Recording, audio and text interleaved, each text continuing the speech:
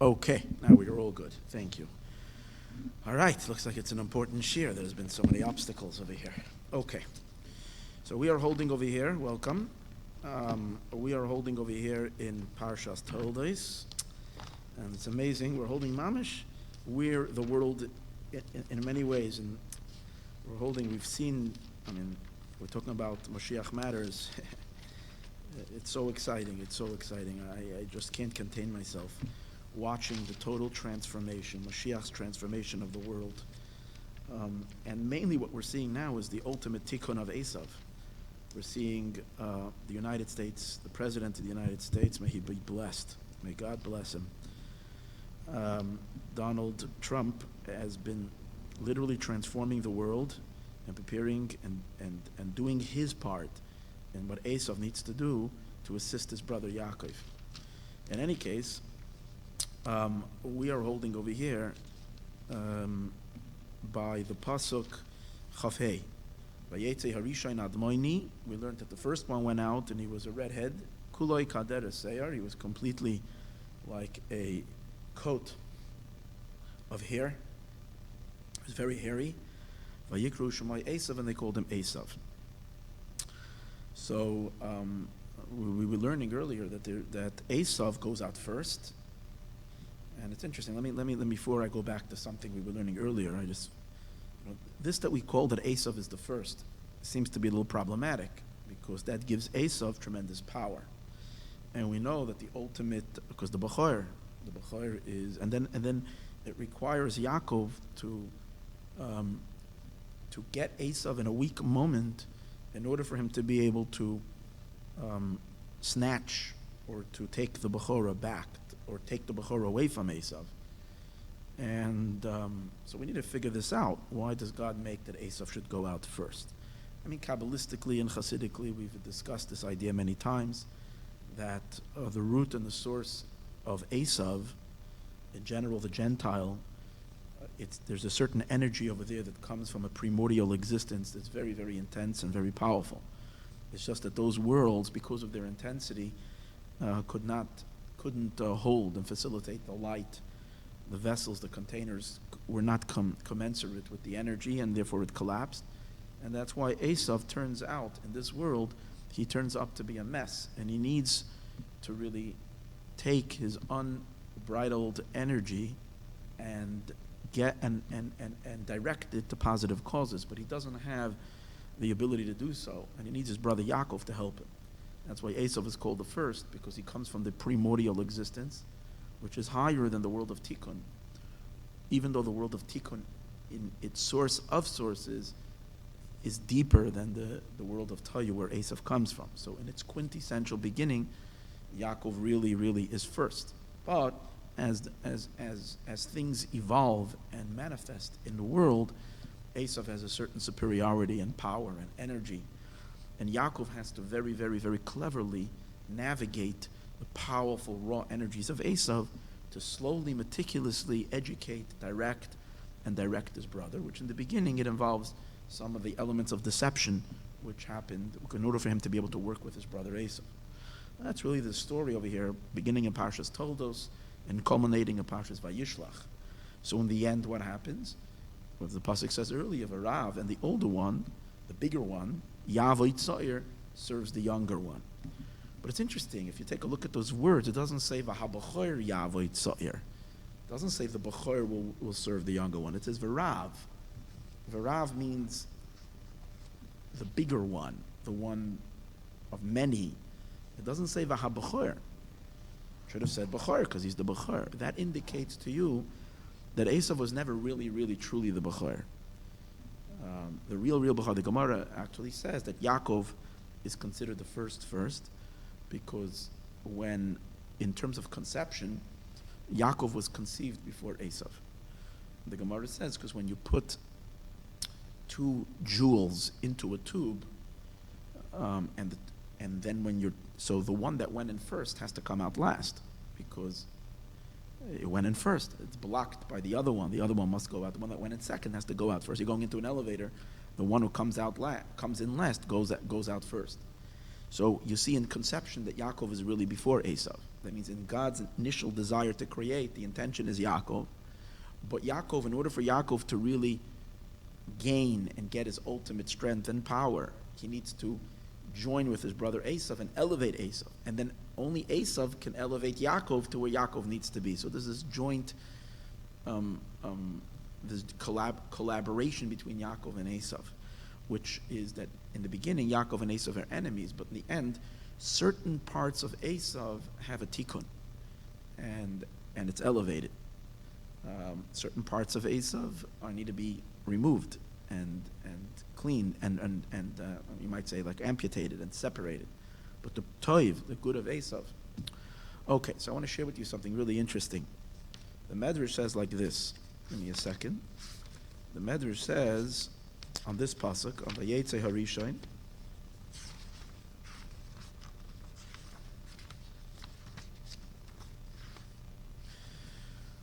Lama Yatsa Esav.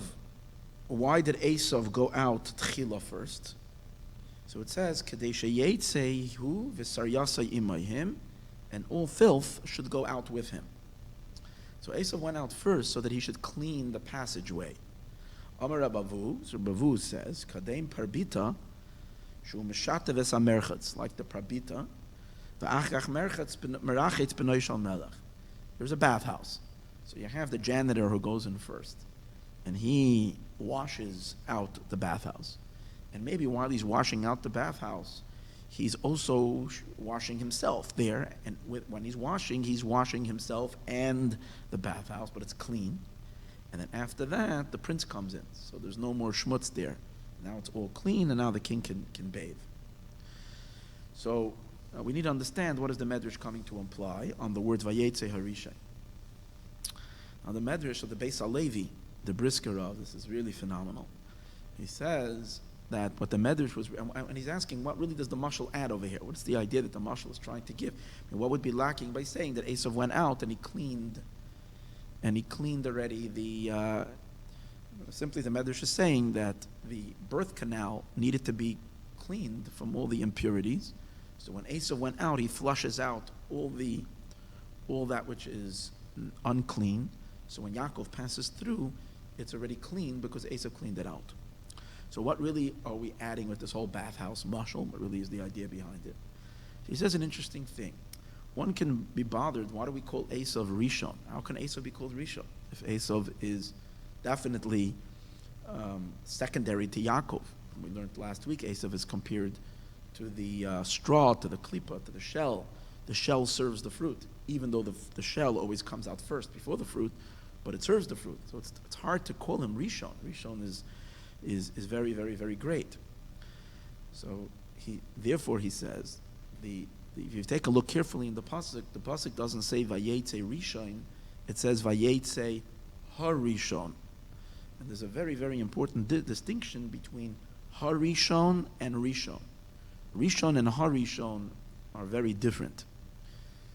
Generally, the meaning of the Rishon means the first, and the first means the important one, like a Bechor, like the firstborn.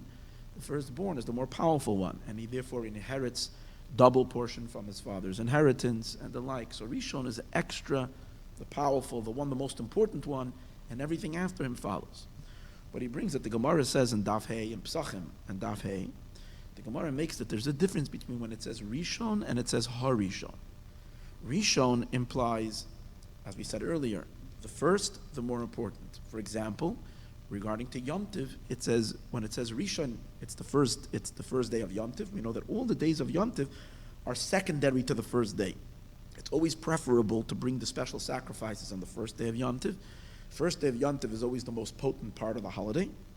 And afterwards, it's like Tashlimim. These are days that are making up, that are completing, but they're not. The beginning is the strength. But the Gemara says, that's when it says Rishon. But when it says Harishon, for example, it says Ach b'yom Harishon tashbisi sa'or mebatechem. Tashbisu sa'or mebatechem. It says on the first day, you should eradicate, you should eliminate all yeast from your homes. Now, the Gemara says, what does that mean? That means on Pesach, you should eliminate the yeast and the chametz. We're not allowed to have any chametz in the house already from Erev Pesach. So the Gemara says, no, since it doesn't say Rishon, it doesn't say Ach b'yom Rishon, it says b'yom Harishon. When it says Harishon, Harishon means the one before the first. And the Gemara says it means Erev Yom Tov. And the Gemara proves it. It says, Harishon Adam Yivaled. Are you created before man? Harishon. So you see that the word Harishon means Mugdam. It means before. It doesn't mean the first. It means before the. But why is it called Rishon? Because the idea of it is it's the introduction to the Rishon. It's what prepares for the Rishon. It's not the Rishon. When it says Rishon, Rishon means the first, the important one. Harishon means that which is introductory before and preparing and comes to prepare for the Rishon. So, and the example to that, let's say, would be the king walks with an entourage of people. So the king works first, and everybody follows him.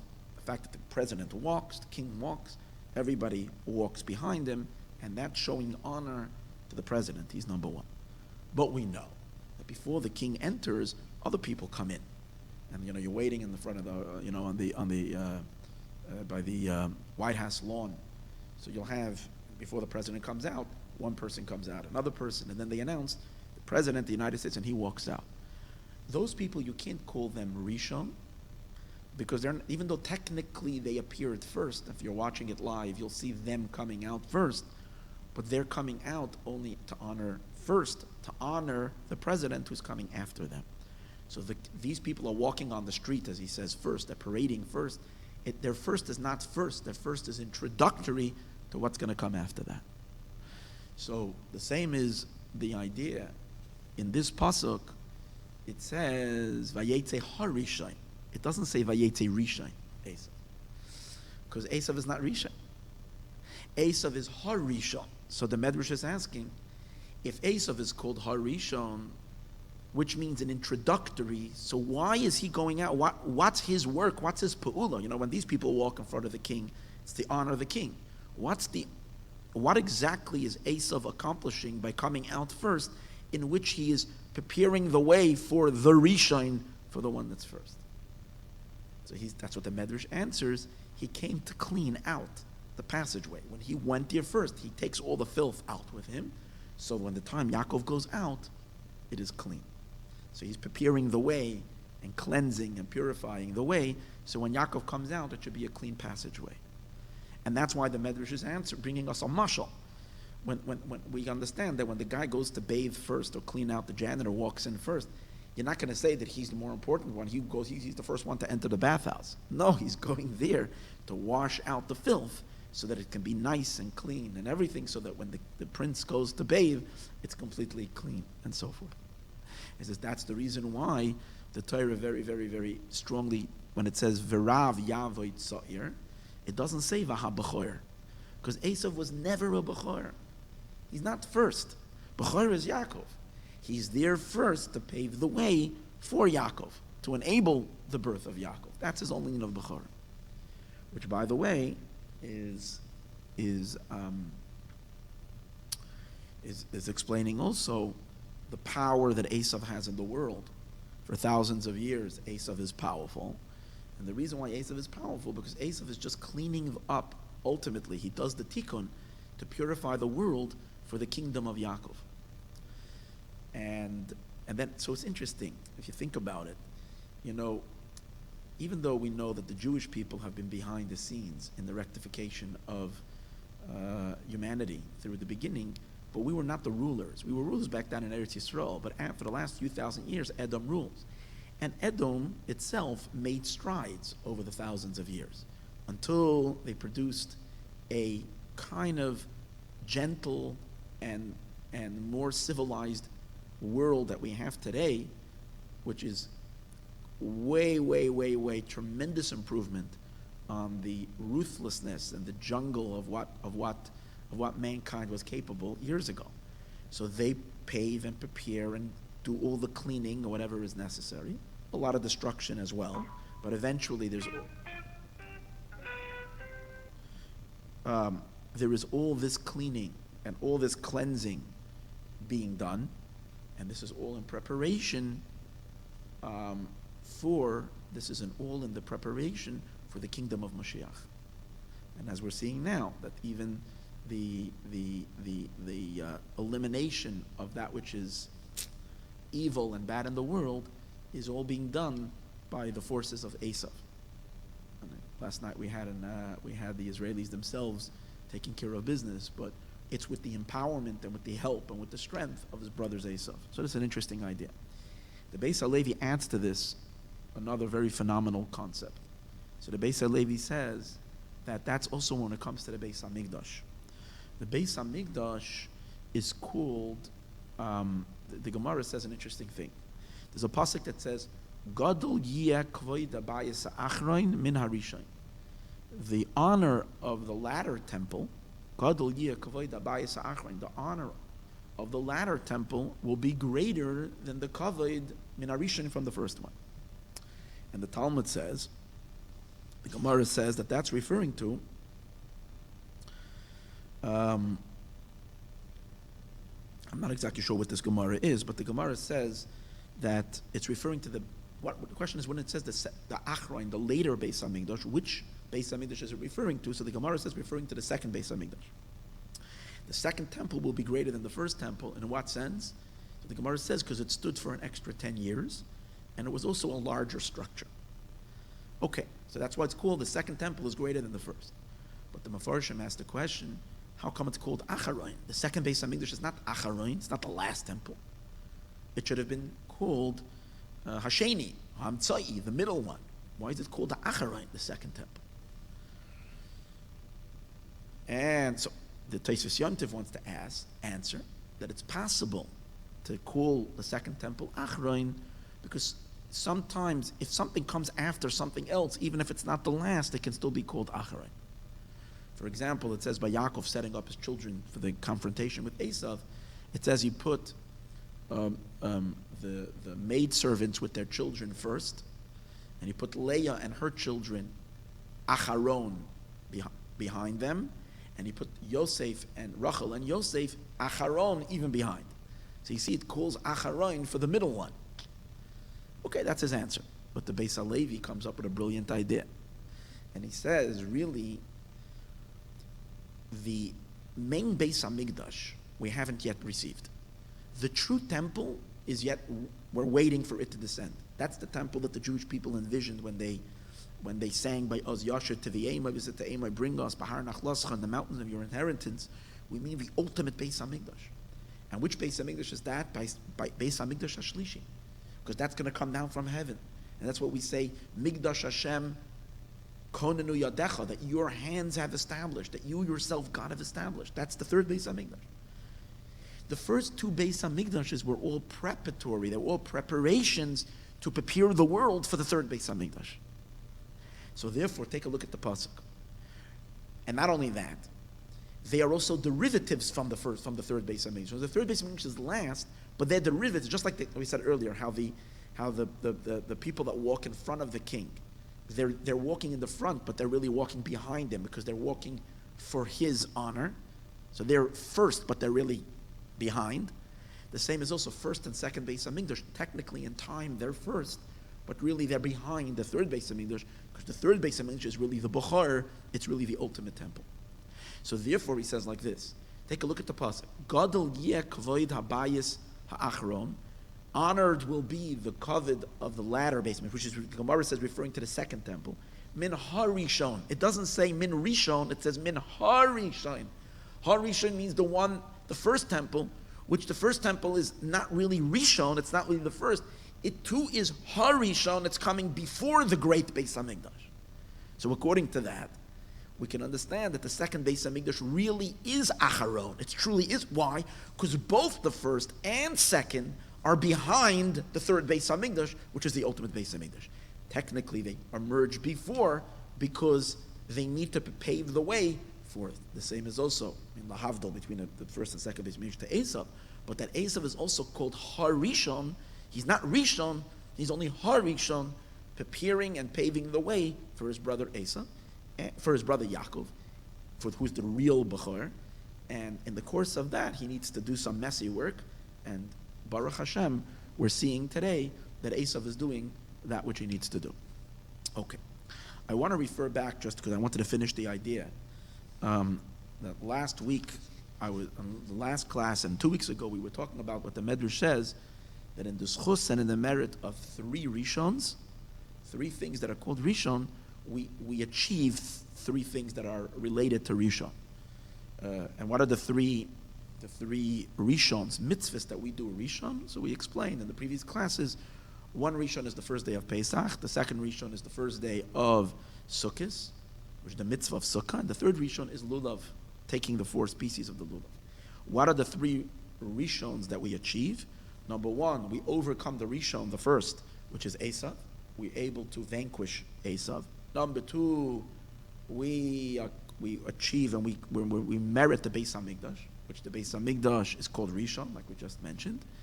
And finally, we merit the name of Moshiach, which Moshiach is also called Rishon. So last week I mentioned that there are different opinions of which mitzvah is parallel to which merit, to which victory, to which achievement. There's different opinions. We spoke about that. I'd like to add one more very beautiful thought. This is from the Sefer Lachmei Toida, and the way he organizes it, he says as follows. He says that the first base that the mitzvah of Pesach, let's start.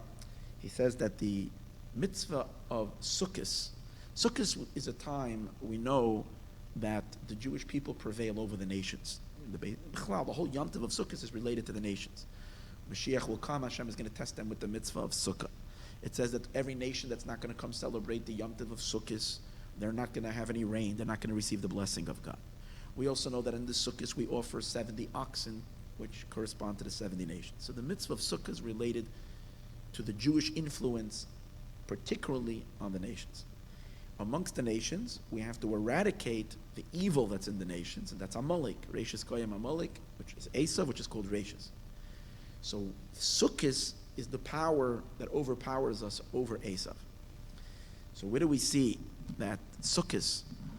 So he says an intro, just in the world of Gematria, this is really, really phenomenal. He says like this, if you take the word Sukkah, and you spell out the word Sukkah with all of its letters. In other words, Sukkah is a Samach, a Vav, a Chaf, and a He. So you spell it out with all of its letters. Samach, Samach Mem Chaf, Vav, Vav Yud Vav, Chaf, Chaf Vav, and He, He Aleph, which we once mentioned that Vav can be with a Yud. If you spell it out like that, you get 239. So 239. We always know that you can always add the Kolel. The Kolel is the word itself. So then with the word itself, it comes out to 240. Amalek is Gematria 240. Why? Because the word 240 is Gematria Rum. And Rum means arrogance. Really, it's God that is Rum. Rum al kol goyim Hashem. But Amalek thinks they're God. So they have a Roimamos, Rum. They try to exalt themselves and make themselves very, very important. So Sukkah is Gematria Rum, because with our Sukkah we defeat Rum. Another interesting idea, he says, Chag HaSukkos. If you take the word Chag HaSukkos, you do the Gematria. By the way, I checked all these Gematrias out so we can verify it. Chag HaSukkos is Gematria together with the 8 letters. If you count Chag HaSukkos plus you count 8 letters, so then you get, and you add 1 for the kolel. So it's really adding Chag HaSukkos with 8 letters plus 1 for the kolel. You get 517. It's the exact gematria of Zera Amalek, the descendants of Amalek. So both Sukkah is the antithesis of Ram, which is Amalek's klipa, that they're arrogant, and Zera Amalek, the descendant of Amalek, 517. Chag HaSukkos is 517. Okay, so that's Sukkot. Lulav, the Rishon of Lulav, the first day, we said before, one of the mitzvahs is Lulav. The Lulav is called Rishon, Lakachtem Lachem B'Yom HaRishon. So that's that merits us to the Binyan Beis HaMikdash. Why does it bring us to the Binyan Beis HaMikdash? Again, Gematria. If you take the Gematria of the 4 minim, literally, you write out Esrog, Lulav, Hadas, Arava. These 4, Mamish. Esrog, Lulav, Hadas, Arava. you get 1,024. Again, I did the math. It's exactly 1,024. Well, that is the exact gematria of the word Binyan Beis Mikdashenu, the building of our Beis HaMikdash. 1,024. Finally, we have the Rishon of the Yom Tov of Pesach, the first day Pesach. So, and that must correspond to the name of Moshiach. Again, we're going to use gematria. Matzah is gematria 135. Matzah is 135. Mem Tzadik, 135. Together with the three letters, it's 138. Chametz is also gematria 138. So you have two forces of 138, in which one will overpower the other. The matzah will overpower the chametz. That's our job. We increase, we defeat the chametz with the matzah. Well, 138 is gematria, the name of Moshiach. Because the name of Moshiach, as the Marsha actually also says of which name of Moshiach, because the Gemara speaks of different names of Moshiach. But the Marsha says, which name of Moshiach are we talking about? The name Menachem. Because Menachem is gematria 138. And he says that's why it's Gishmak, what the Gemara says, when it says Ach b'yoyim harishon, only on the first day. So the Gemara says the word Ach, chalak. The word Ach comes to divide, it comes to separate, it comes to break this day off from all the other days. He says the word chalak is 138. Is that the idea of this pasuk is to bring us the power of Menachem, which is the power of the ultimate comforter who comforts the world, Achalak, who leads the world into the ultimate redemption. May we zeicha to see Moshiach Tzidkenu, as it says, Menachem Shemai. May we be merit him, and he will bring us the third Beis HaMikdash, and he will be Mesakin Esav, and from Esav he will make a tikkun in the entire world. Be'ezus Hashem, next week in Yerushalayim, on Thursday, 12:15. Thank you for joining.